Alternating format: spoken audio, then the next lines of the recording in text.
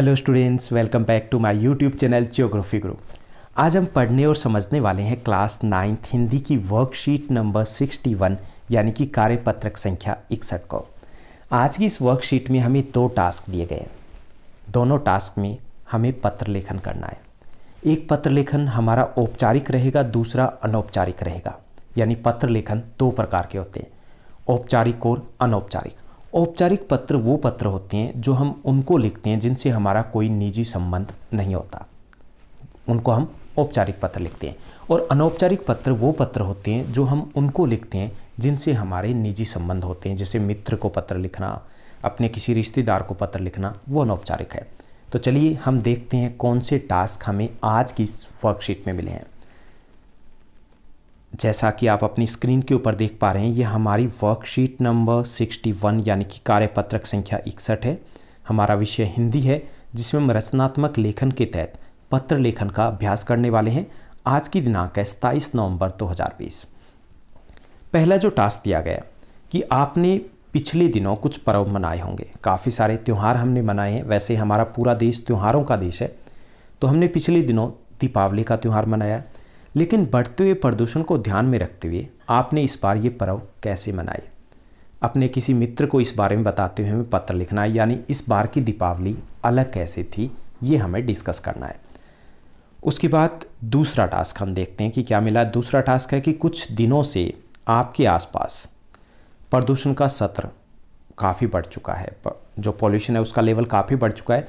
इसके निवारण के लिए हम किन्हें पत्र लिखेंगे। पहली चीज़ तो ये, जिनको लिख सकते हैं उन्हें पत्र लिख करके बढ़ते प्रदूषण की सूचना देनी चाहिए। साथ ही साथ हम अपने कुछ सुझाव भी दे सकते हैं। तो चलिए दोनों पत्र लिखने का प्रयास करते हैं। तो पहला जो हमारा पत्र है वो मित्र के नाम पत्र है। अपने मित्र, अपने सखी को पत्र हम लिखेंगे। तो सबसे पहले हम यहाँ पर पता लिखते हैं, एड्रेस लिखा जाता है 15/2 रोहिणी दिल्ली। उसके बाद दिनांक 27 नवंबर 2020। प्रिय सखी जिया, सप्रेम नमस्कार, ऐसे ही लिखते हैं। उसके बाद कि सखी, सबसे पहले मैं तुम्हें दीपावली की फिर से शुभकामनाएं देती हूँ। मुझे खेद है, इस बार हम ईद और दीपावली जैसे प्रमुख त्योहारों पर मिलकर खुशियाँ नहीं बांट पाए। कोरोना वायरस के कारण इस बार सभी त्यौहार घर पर ही हम मना पाए। दीपावली का त्यौहार परिवारों और रिश्तेदारों के साथ खुशियाँ बांटकर मनाने का त्यौहार है, लेकिन यह रिवाज शायद अब सिर्फ किताबों में रह गया है, क्योंकि आज की पीढ़ी ने शोर में दिवाली मनाने का आनंद ढूंढ लिया है। युवा पीढ़ी को समझना होगा कि पटाखे बिना दिवाली भी मनाई जा सकती है।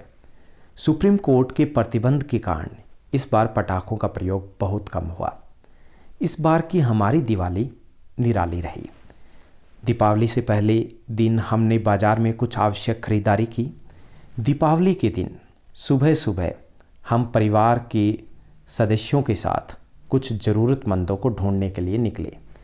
उनको कपड़े और मिठाई दी, बड़ा अच्छा लगा मन को। हमने दीपावली के अवसर पर घर और आसपास की सफाई की और बहुत सारे पौधे भी लगाए। इस बार दीपावली पर हमने पड़ोसियों और रिश्तेदारों को मिठाई की जगह पौधे भेंट स्वरूप दिए। दीपावली के दिन हमने घर में खूब सारे पकवान बनाए, खूब खाए और पड़ोसियों को भी खिलाए। दीपावली की शाम को पूजन के बाद ऑनलाइन अंताक्षरी में खूब मौज मस्ती धमाल किया।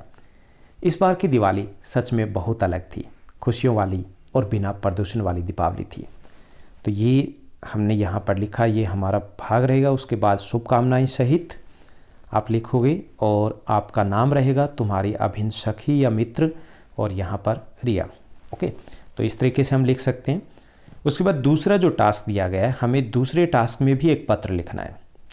पत्र लिखना है कि आपके आसपास प्रदूषण का स्तर काफ़ी बढ़ चुका है।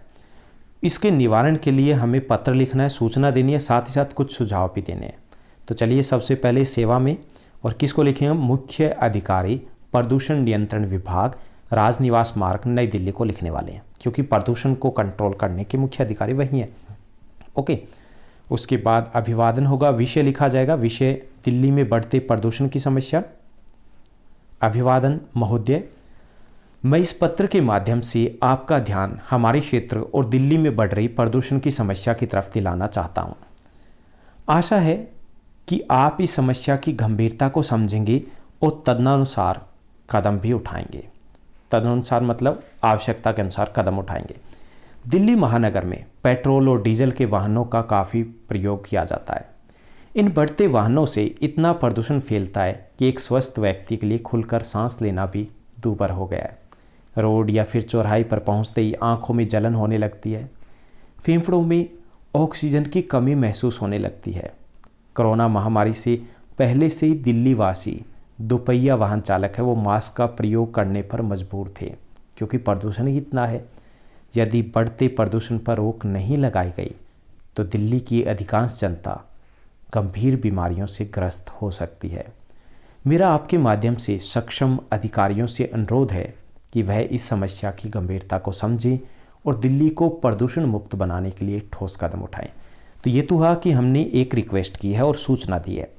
अब हमें पत्र का एक हिस्सा ये भी कहता है कि हमें कुछ सुझाव देने हैं, तो हम यहाँ पर 5 सुझाव भी देंगे कि मैं इस संबंध में अपने कुछ सुझाव प्रस्तुत कराऊं।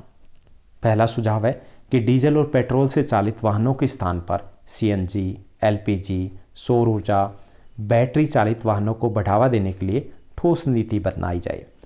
दूसरा, वाहनों के लिए शीशा रहित पेट्रोल और डीजल की उपलब्धता सुनिश्चित की जाए, इससे भी प्रदूषण कम होगा। तीसरा, सार्वजनिक परिवहन सुविधा को और बेहतर बनाया जाए और लोगों को इसके लिए प्रोत्साहित किया जाए कि वो ज़्यादा से ज़्यादा सार्वजनिक वाहनों का प्रयोग करें। चौथा, वाहनों के अंधाधुंध लाइसेंस नए दिए जाएं।